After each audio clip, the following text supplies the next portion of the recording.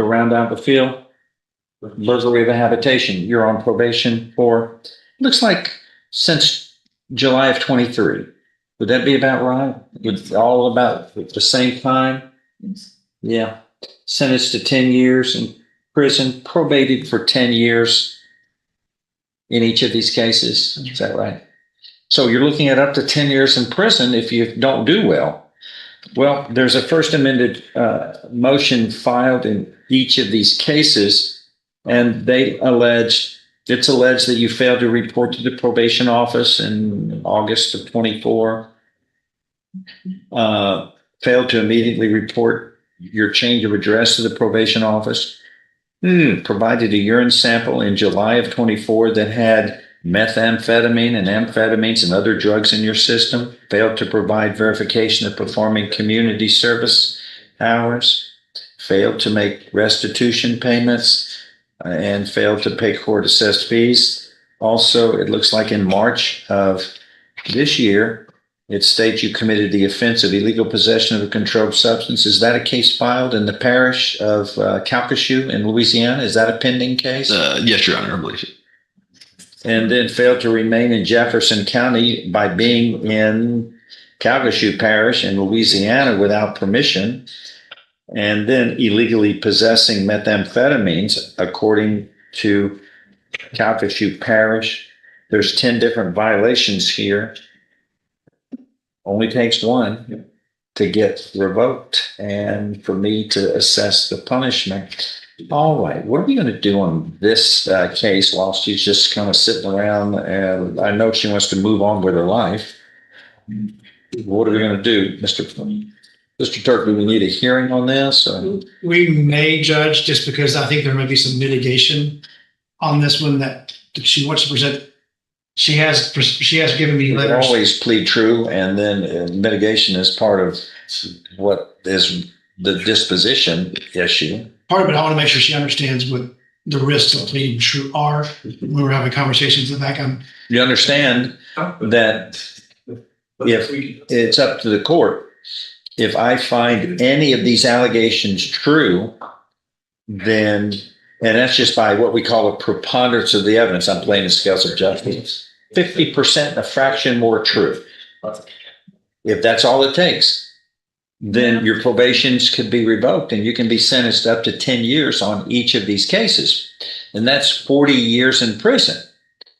Now, I probably wouldn't do that, realistically add them up to each other, but certainly if you were sentenced together, if I decide to put them all together, that's still up to 10 years in prison. That's still a lot of, I wouldn't want to go to prison, for a day, much less for 10 years.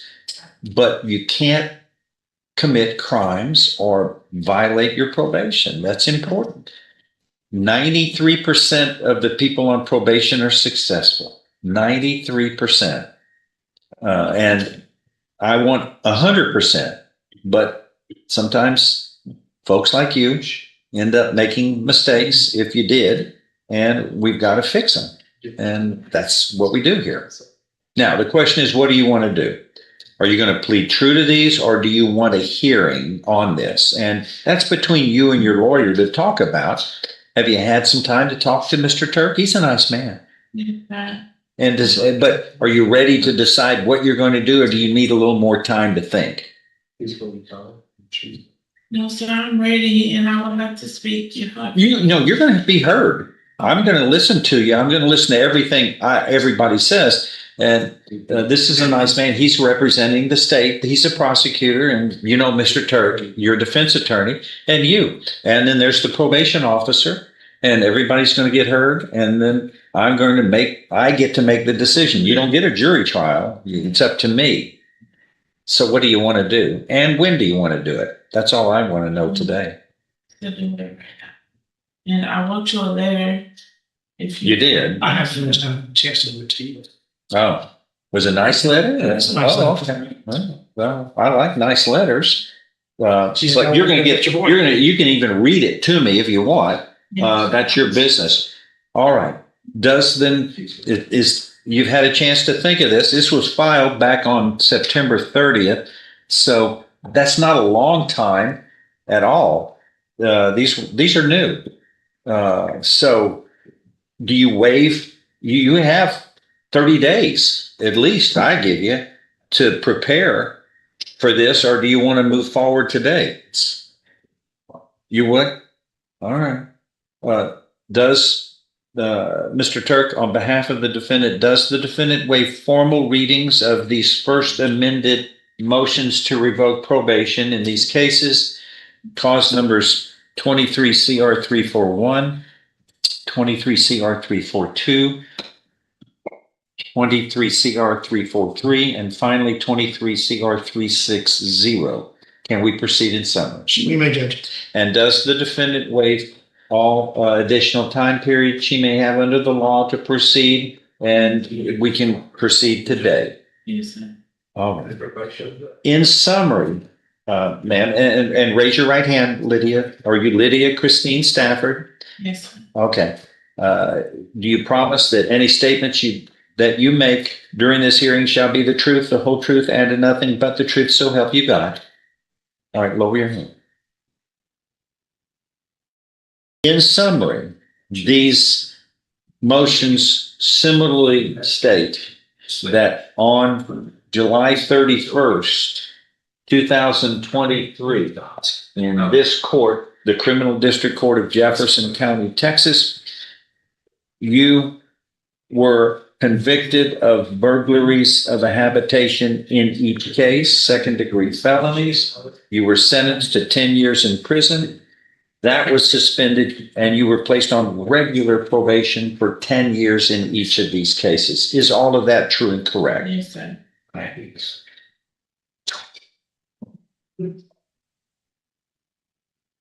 Allegation 1 in each case similarly states that you failed to report to the Jefferson County Probation Office on or about August 27th, 2024, in violation of your probation order. Is that true or untrue? It's true, sir. Are you pleading true voluntarily and because it is true as it is alleged? Yes, sir. It's true. Do you understand that a voluntary and knowingly made plea of true to one or more violations of probation, that's all it takes to grant a motion to revoke probation by a preponderance of the evidence or greater by the court?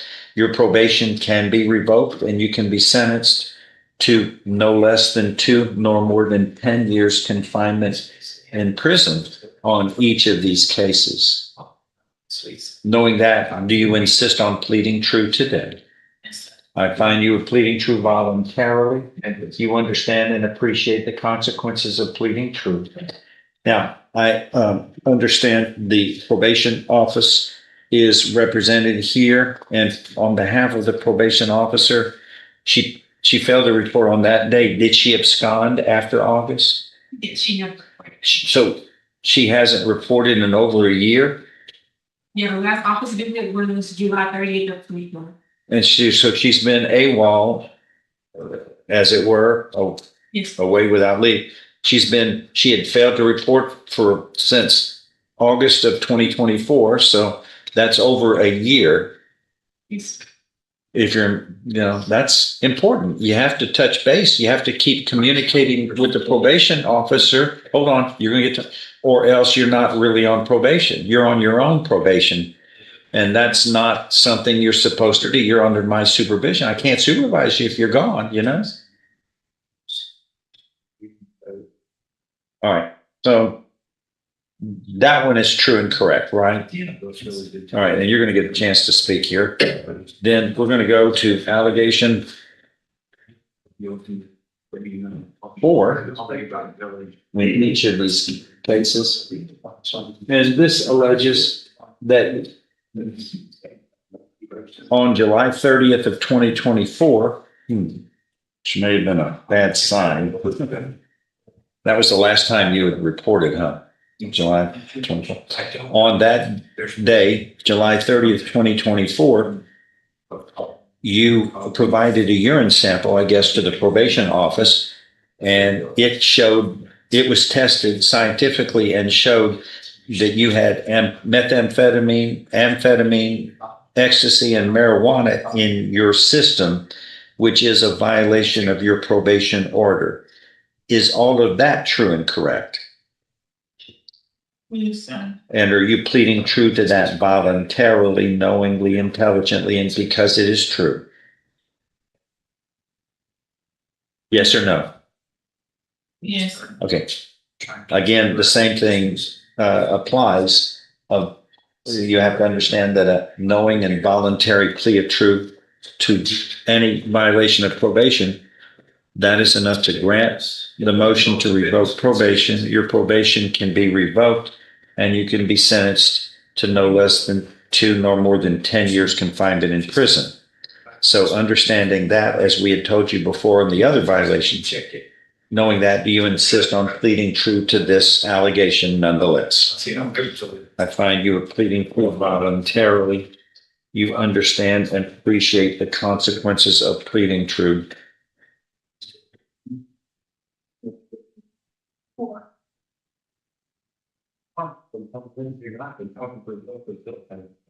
Witnesses, but we was discussing, yeah, see if they're really going to be young. First, bother me, period.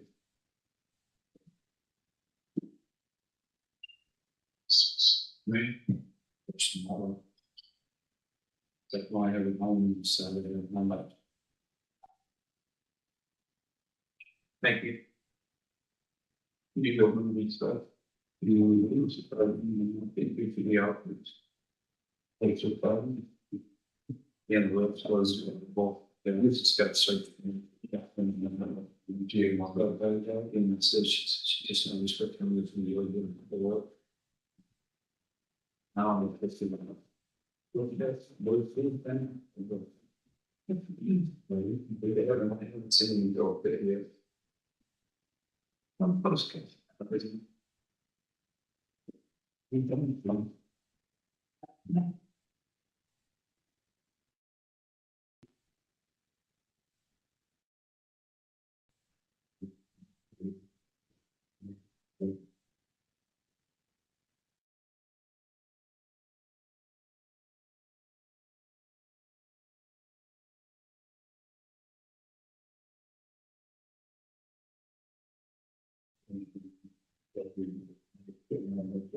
Okay. And then finally, we've got this thing, this little rash of problems out of Calcasieu Parish. What's the status on all of that? Mr. Turk, do you know? I don't know for a fact. I'm not. All right. I'm reluctant to go into that because it could affect the dispositions of those. And she's presumed innocent unless found guilty. So we can move forward, though, on these 2 allegations, 1 and 4. All right. Now, anything to add from the state of Texas? Yeah, they're just 2 large amounts of restitution, 0341 and 0360 that's still owed. I believe in speaking with probation that we believe she has of course, a drug issue. Let me ask you from probation, help me out on this. She's been on probation since July of, for 2 years. How much restitution has she paid? Nothing. Okay. All right. It's not good, obviously. All right. Anything else? I think, Your Honor, What are you asking for from the state? if she were to stay on probation, we would recommend SafeP to try and get her some treatment for drug issues and a high risk mental health caseload there that try to get her on track to pay back. If not, we'd ask for 7 years TDC, Your Honor. How much time does she have? She's got 226 days.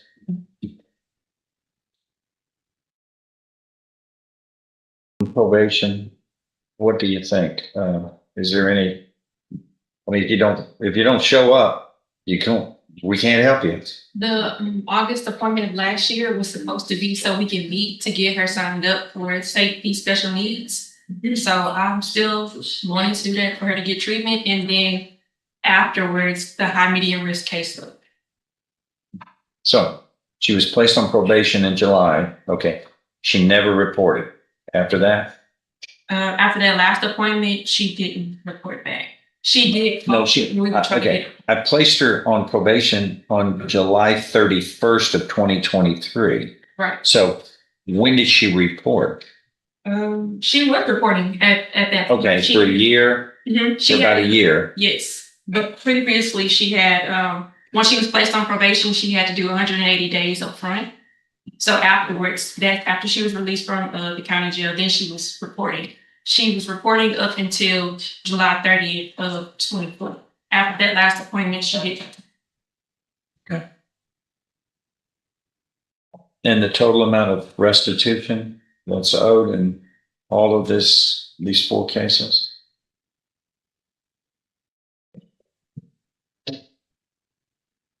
It's roughly 24,000, Your Honor. But none has been paid? Nothing? Okay. All right, and good answers. Judge Ms. Stafford I have talked to her a little bit. She said that the time prior to all the revocation and before she was arrested, she did have issues with drugs, and that was the mainstay of why she was having all of these issues. She was homeless at the time. I think she told me that she took the drugs in order to stay up to guard her stuff, which is understandable. I want to know your homeless. Where are they giving away the drugs? Maybe I shouldn't be telling everybody this, but where do they give away methamphetamine and amphetamine? Are they giving that away? They're giving it away out on the street? Where? I've never seen a sign. Here, free drugs. I've never seen that. Where do they give them away at? Where? You know where? Well, yeah, Belmont's a big town. We got over 100,000 people. Where in Beaumont? I want to know if it's around my house because I wouldn't want that. It's on the streets. They're just giving it free. Okay. You know better though, right? You know not to do that. I was in a position that I've never been in before. What was that? Homelessness, and I didn't have no support system. I didn't have nobody. Okay, I understand that, but we've had homeless, unfortunately, for eons. Before drugs came along, I mean, they weren't handing them out for free. Come on. I never been through it. They weren't for free. I never paid for drugs. Shame on you. You made a choice though, right? How does that help you in a quality of life? How does that help you be better? How does that help you stay out of prison? It didn't help me deal with being homeless. Well, those are problems, but sometimes people have problems. Sometimes they lose all their money. Sometimes they're homeless, but you don't run to felonies, right? I didn't come in no more felonies. You did all these. Methamphetamine is a felon. Possessing that is a felony offense. That's they dropped it to a misdemeanor. Not in front of me. They didn't. Not in front of me. You're charged with illegal possession of controlled substances. You said that you had methamphetamine, ecstasy, and marijuana. Those are felonies. That ecstasy and You said true, ma'am. No, right, sir. Go ahead. All right, here's what I'm going to do. Until you can tell me the truth, don't interrupt me. What I don't like about this, the way this is headed, is she's not telling me the truth. Ma'am, No, you're not, ma'am. can I just read the letter, please? No, ma'am. You are looking at up to 10 years in prison on each of these cases, 40 years, and you're going to, you just interrupted me for the 4th straight time. Sorry. I'm sorry. What we'll do is come back for a hearing and look at this 40-year sentence because I'm sorry, you don't follow any rules, Matt. You don't follow the rules of decorum, being nice, polite, nothing. And all this is your choices. These are your choices. No, that's all. We'll have a hearing on this and we'll decide up to 10 years on each of these cases. It's obvious that she's destined not to follow any sets of rules, whether it's with probation or with the court and just decency of dealing with other people. That is all.